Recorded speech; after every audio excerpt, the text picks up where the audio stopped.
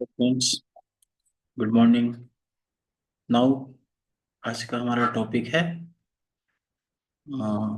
H D L C. H D L C क्या है? Software development life cycle. So आज हम लोग पढ़ेंगे सॉफ्टवेयर डेवलपमेंट लाइफ साइकिल के बारे में। आज का हमारा टॉपिक है H D L C. Yes, H D L C basically क्या होता है? इसी को हम लोग एच डी एल सी के नाम से भी जानते हैं, सिस्टम डेवलपमेंट लाइफ साइकिल। एक पूरे सिस्टम को डेवलप करने के लिए उसके लाइफ में क्या क्या होता है, कहाँ से शुरू करते हैं और कहाँ पे एंड करते हैं।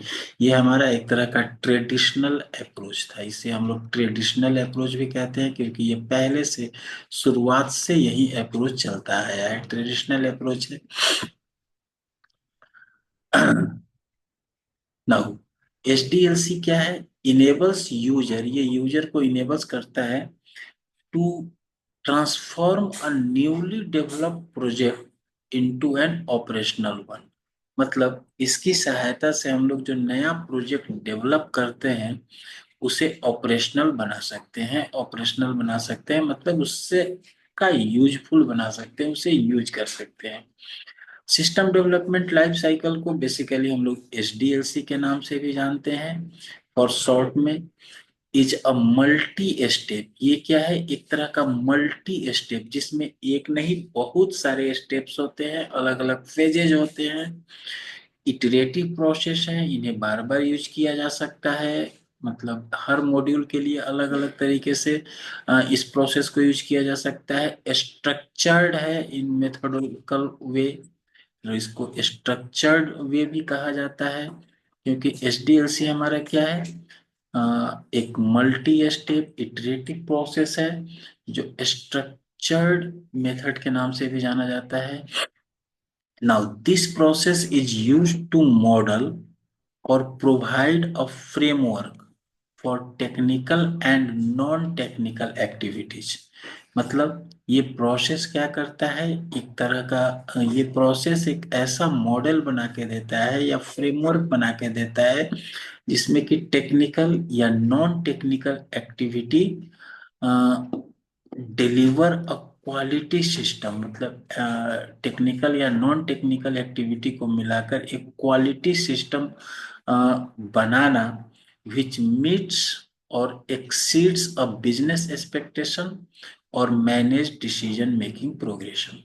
मतलब एचडीएलसी क्या है? एक ऐसा प्रोसेस है जो एक ऐसा मॉडल या एक फ्रेमवर्क बना के देता है जिसमें जो जो टेक्निकल या नॉन टेक्निकल एक्टिविटीज होते हैं और इन सब को मिलाकर एक क्वालिटी का सिस्टम बनता है किसी भी बिजनेस एक्सपेक्टेशन के हिसाब से। जो भी बिजनेस का आपका जो भी एक्सपेक्टेशन हो उसके हिसाब से।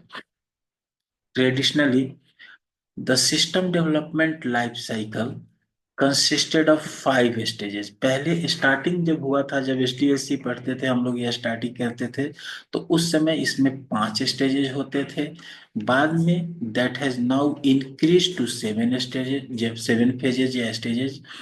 पहले इसमें 5 फेजेज होते थे या 5 स्टेज होते थे, बाद में इसे 7 स्टेजेस का बनाया गया। Increasing a number of steps helped system analysts to define clearer actions to achieve a specific goal। तो इन स्टेप्स को इंक्रीज करने से ये फायदा होता है, ये बेनिफिट होता है कि हमारा जो सिस्टम एनालिस्ट है वो एक क्लियरर एक्शन, मतलब एक क्लियर कट एक्शन, गोल को अचीव करने के लिए जो भी वर्क डिफाइन होता है वो क्लियर कट डिफाइन हो जाता है। नाउ इसके बाद हम लोग इसके स्टेजेस के बारे में पढ़ेंगे। तो जो इसमें नए स्टेजेस जो इंक्रीज भी किए हैं, ऐसा नहीं है कि कोई बाहर से नया स्टेज डाल दिया गया हो। पहले ही स्टेज में क्या होता था कि कोई एक ही स्टेज ऐसा था जो 2 स्टेज का काम करता था, तो उन स्टेजेस को बाइफरकेट कर दिया गया, दोनों को अलग अलग स्टेज बना दिया गया। तो इस तरह से आपका स्टेजेस इंक्रीज हो गया। लेकिन बेनिफिट ये हो गया कि अब आसानी से आप इसको ब्रेक कर सकते हो और आसानी से अपना एक्शन समझ सकते हो कि किस फेज में हमें कौन सा एक्शन परफॉर्म करना है ना। तो ये तो हो गया बेसिकली एचडीएलसी के बारे में। अब हम लोग देखते हैं थोड़े इसके स्टेजेस, कौन कौन से स्टेजेस इसमें फॉलो होते हैं। तो इसमें हमारा सबसे पहला स्टेज जो है वो होता है प्लानिंग।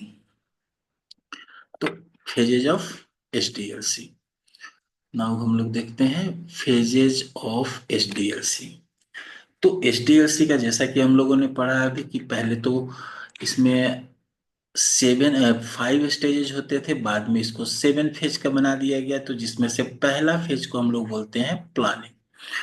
प्लानिंग का मतलब क्या होता है? This is the first phase. Planning क्या है? हमारा सबसे फर्स्ट फेज है किसी भी सिस्टम डेवलपमेंट प्रोसेस का। सिस्टम डेवलपमेंट प्रोसेस का सबसे पहला फेज है हमारा प्लानिंग। क्योंकि कोई भी काम जब हम लोग शुरू करते हैं तो उस काम को करने के पहले प्लानिंग करना होता है। It identifies whether or not there is a need for the new system to achieve a business strategic objective। मतलब प्लानिंग में सबसे पहले हम लोग ये करते हैं कि ये पहचानने की कोशिश करते हैं कि क्या सही में हमें नए सिस्टम की जरूरत है बिजनेस के स्ट्रेटजी या बिजनेस के ऑब्जेक्टिव को फुलफिल करने के लिए, अचीव करने के लिए, कि क्या सच में हमें नए सिस्टम की जरूरत है भी या नहीं भी, या ऐसे ही हवा में हम सॉफ्टवेयर बनाने जा रहे हैं। Now this is a preliminary plan, इसीलिए इसे प्रिलिमिनरी प्लान भी कहा जाता है, क्योंकि ये सबसे पहले बनता है। या इसके अंदर हम लोग फिजिबिलिटी स्टडी भी करते हैं। फिजिबिलिटी स्टडी क्या बताता है कि जो भी हम लोग सॉफ्टवेयर बनाएंगे, चलो ठीक है नया बनाएंगे, नया सब कोई चाहता है, लेकिन इसका मतलब ये नहीं कि उस नए को बनाने में इतना ना ज्यादा खर्च हो जाए जिसे हमारा बिजनेस या हमारा ऑर्गेनाइजेशन अफोर्ड नहीं कर पाए, तब तो प्रॉब्लम हो जाएगा। तो उनको हम लोग फिजिबिलिटी स्टडी में देखते हैं। तो ये एक तरह का प्रिलिमिनरी प्लान है for a company business initiative to acquire the resources to build on a infrastructure to modify or improve a services।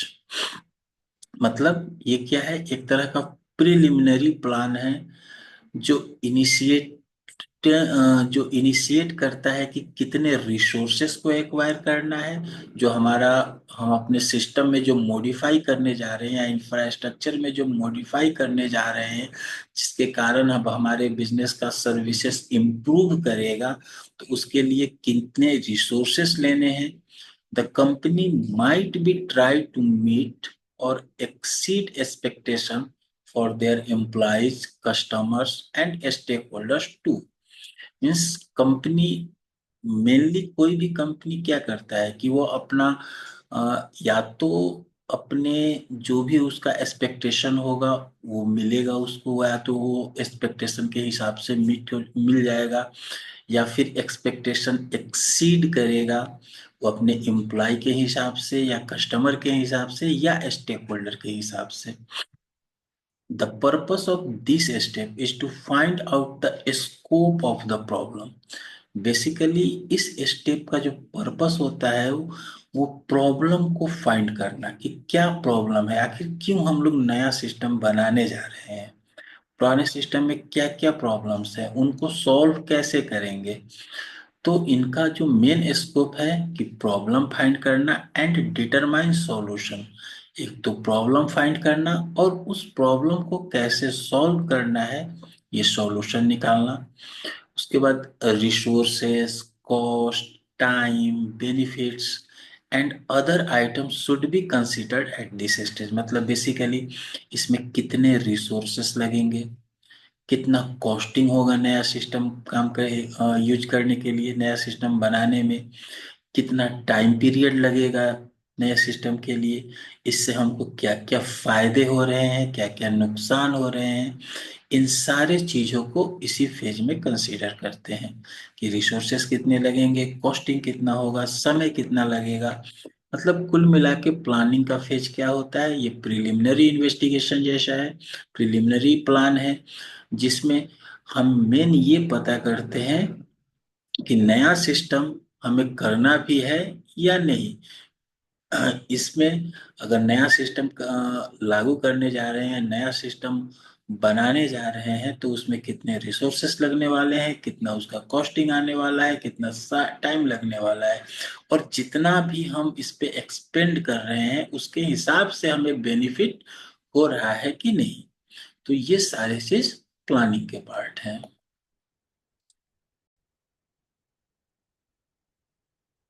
Now हमारा नेक्स्ट स्टेज है एनालिसिस।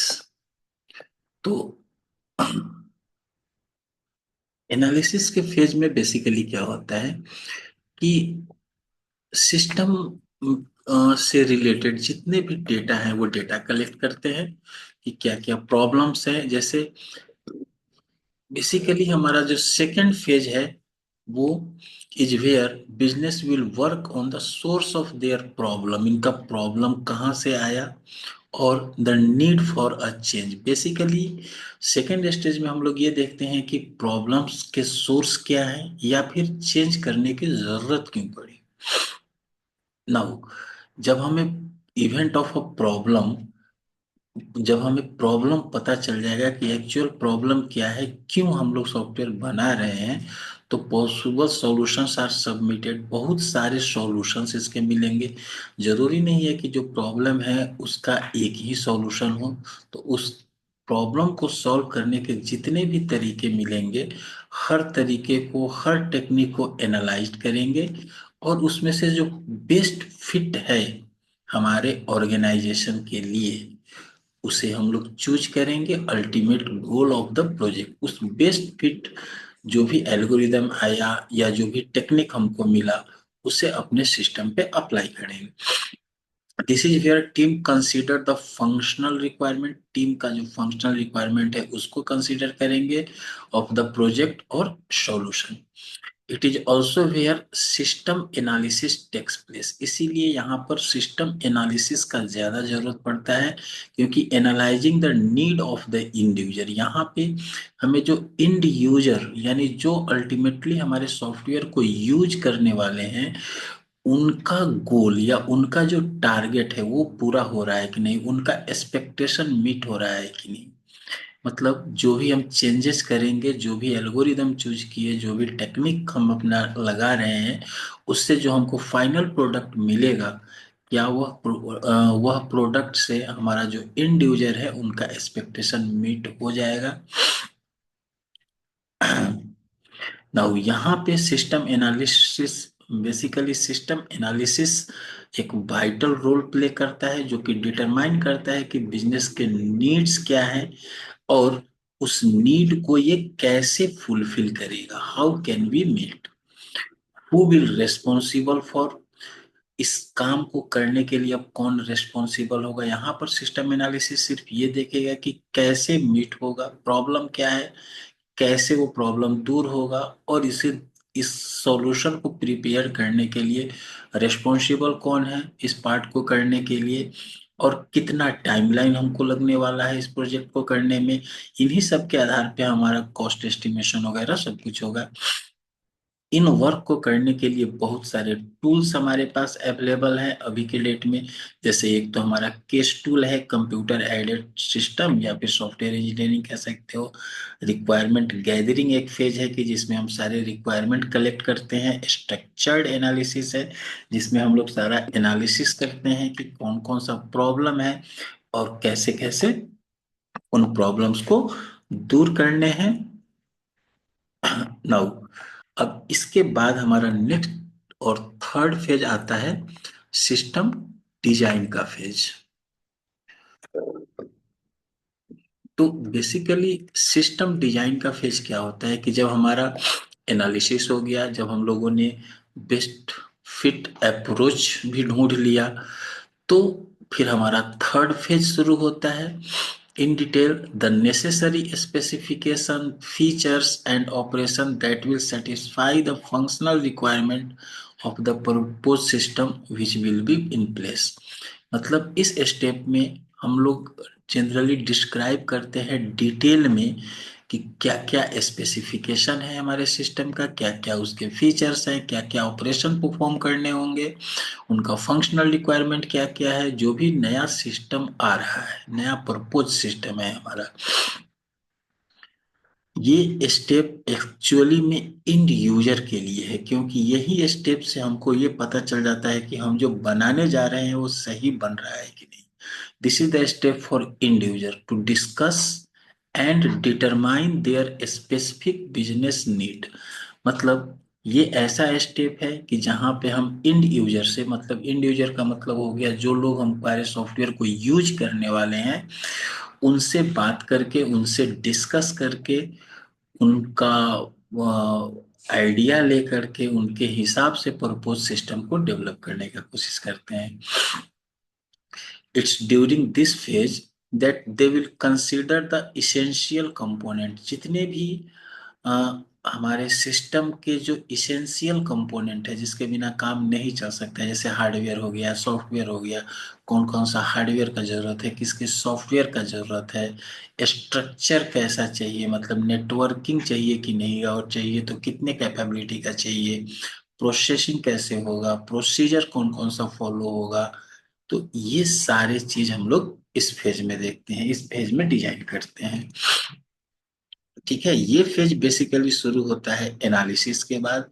यहाँ पे जब हमको पता चल गया कि सॉल्यूशन कैसे बनेगा, तो उसके आधार पे हम अपने इंड यूजर को एक प्रपोज सिस्टम देंगे कि भाई इस तरीके से हम अपना बनाकर आपको दे रहे हैं। और जब वहां से ओके हो जाता है, जब इंड यूजर ने देखा हमारा डिजाइन और उससे वो डिजाइन पसंद आया, तो फिर हम लोग इस पे आगे का वर्क करते हैं। हमारा अगला फेज होता है कोडिंग का या इम्प्लीमेंटेशन का। जब हमारा एनालिसिस भी हो गया, डिजाइनिंग भी हो गया, तो अगला फेज आता है हमारा कोडिंग या डेवलपमेंट कह सकते हैं।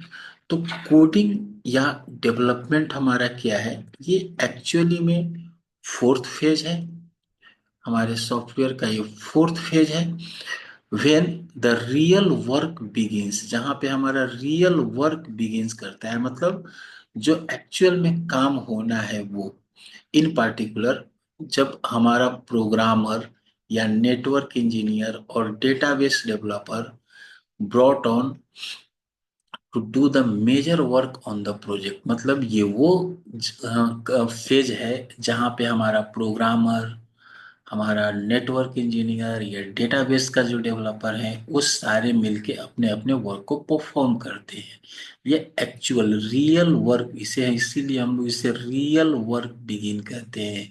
सॉफ्टवेयर है हमारा कोडिंग बनाना।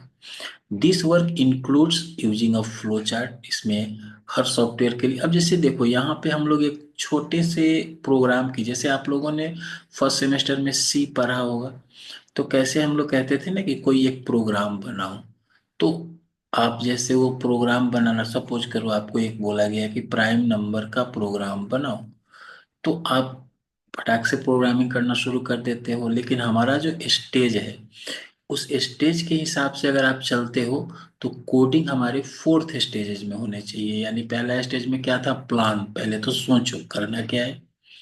उसके बाद हम उसका एनालिसिस करते हैं। एनालिसिस मतलब डेटा कैसा लगेगा, किस तरह का डेटा आएगा, किस तरह का आउटपुट मिलेगा, वो सारा चीज। उसके बाद फिर उसको डिजाइन करते हैं, हमारा आउटपुट कैसा दिखेगा, इनपुट कैसे होगा, नहीं। और तब हम अपने डेवलपमेंट और कोडिंग पे आते हैं। वहां भी कोडिंग पे पहले हम लोग क्या करते हैं, फ्लो चार्ट बनाते हैं, या एल्गोरिदम लिखते हो, या स्यूडो कोड लिखते हो, और उसके हिसाब से फिर आप अपना कोड ऑर्गेनाइज करते हो। Ensure that the process of system is properly organized. Now, the development phase marks the end of the initial section of the process. Actually, development phase क्या है, मार्क्स एक तरह का एंड है इनिशियल सेक्शन, जो शुरुआत में हमारा सेक्शन शुरू हुआ था उन सारे प्रोसेसेस का एंड है। मतलब अल्टीमेटली यहाँ पे हमारा प्रोडक्ट बन के तैयार होता है।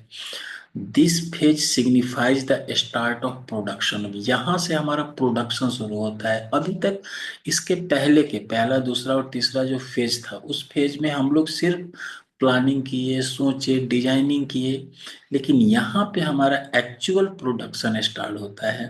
इसीलिए इसे डेवलपमेंट स्टेज कहा जाता है। ऑल्सो कैटेगराइज्ड बाय इंस्टॉलेशन, चूंकि एंड चेंजेज, चूंकि इस फेज में जाकर हमारा सॉफ्टवेयर कंप्लीट होने लगता है, तो यहाँ से हम लोग अपना जो भी part of the software complete हुआ उसे हम लोग इंस्टॉल करते हैं। फोकसिंग ऑन ट्रेनिंग, यहाँ पे हम लोग ट्रेनिंग पे फोकस करते हैं। Can be huge benefit during this phase. तो यहाँ पे जब हम कह कोई सॉफ्टवेयर बन के रेडी हो जाता है, कोई मॉड्यूल बन के रेडी हो जाता है, तो उसके लिए हम लोग ट्रेनिंग अरेंज कराते हैं, ताकि एक एक पार्ट का, एक एक चीज का ट्रेनिंग दिया जाए यूजर को। नाउ जब हमारा ये खत्म हो जाता है, जब हमारा कोडिंग का काम कंप्लीट हो गया, मतलब जब हमारा सॉफ्टवेयर का प्रोसेस, जब हमारा डेवलपमेंट हो गया, कोडिंग हो गया, प्रोजेक्ट बन के रेडी हो गया, तो अब हम लोग इस पे अगला फेज उसका आता है टेस्टिंग का, या इंटीग्रेशन कह सकते हैं। इंटीग्रेशन कहने का मतलब क्या हुआ कि जितने भी अलग अलग मॉड्यूल्स जो भी बने होंगे हमारे सॉफ्टवेयर का, या फिर उनको जिन सॉफ्टवेयर के साथ इंटीग्रेट करना है, तो वो इंटीग्रेट करेंगे और फिर अपने सॉफ्टवेयर का टेस्ट करेंगे कि प्रॉपरली ये वर्क कर रहा है कि नहीं। नाउ तो इसे हम लोग पांचवें फेज में कहते हैं। Fifth phase involve system integration. एक तो इंटीग्रेशन करता है कि अगर ये सॉफ्टवेयर किसी दूसरे सॉफ्टवेयर के साथ इंटीग्रेट होने वाला है तो उसे इंटीग्रेट कराएंगे। एंड सिस्टम टेस्टिंग, प्रोग्राम का भी और उसके प्रोसीजर का भी, नॉर्मली कैरिड आउट, जनरली इसको क्वालिटी एश्योरेंस के नाम से जानते हैं, professionals to determine the propose design meets the initial set of business goal. अब यहाँ पर क्वालिटी एश्योरेंस के टीम आते हैं, जो आपके जो प्रपोज डिजाइन आपने बनाया था, या प्रपोज जो आपका सिस्टम था, यानी आपने जो शुरू में सोचा था कि कौन सा सिस्टम बनाएंगे, उसमें क्या क्या रहेगा, डिजाइनिंग क्या है, उस तरह से आपके गोल को फुलफिल कर रहा है कि नहीं, इसके लिए टेस्टिंग होगा। टेस्टिंग में बी रिपीटेड, हो सकता है कि एक बार टेस्टिंग हो जाए, फिर से दोबारा आपने चेंज किया तो वो टेस्टिंग फिर से रिपीट होगा, specially to check for errors. कभी कभी क्या होता है कि किसी पार्टिकुलर डेटा के लिए कोई एरर नहीं आया, लेकिन पार्टिकुलर डेटा के लिए आ गया, तो उस केस में ये टेस्टिंग रिपीटेडली भी होता है, क्योंकि रिपीटेडली करके आपका एरर चेक किया जाता है, बग चेक किया जाता है, एंड इंटर ऑपरेटेबिलिटी, कि जो हमारा पहले का सिस्टम है उसके साथ ये इंटर ऑपरेटेबल है कि नहीं, मतलब उनके साथ ये मिक्स इंटरेक्ट कर रहा है कि नहीं। This testing will performed until the end user finds it acceptable। और ये टेस्टिंग तब तक चलता रहेगा जब तक कि हमारा जो एंड यूजर है, एंड यूजर कहने का मतलब जो लास्ट का फाइनल यूजर है, जब तक वो इसके लायक एक्सेप्टेबल ना हो जाए, यानी कि उसने जिस तरह का उसने कहा था, जब तक उसके काम के हिसाब से उसके जैसा ना हो जाए, तब तक ये प्रोसेस चलता रहेगा। Another part of this phase is verification and validation, both of which will help ensure the program's successful completion। इसका एक और फेज होता है, इसमें वेरिफिकेशन और वैलिडेशन। तो वेरिफिकेशन और वैलिडेशन क्या है? यह भी एक तरह से सॉफ्टवेयर टेस्टिंग का ही पार्ट है, जो वेरीफाई करता है पहले कि हमने जो बनाया वो सही बनाया, और फिर यूजर के द्वारा वैलिडेट किया जाता है कि हाँ भाई, आपने जो बनाया है हमको ऐसा ही चाहिए था या नहीं चाहिए था। तो ये वेरिफिकेशन वैलिडेशन भी तरह का सिस्टम टेस्टिंग का ही फेज है। नाउ इसके बाद और भी दो फेजेज हैं,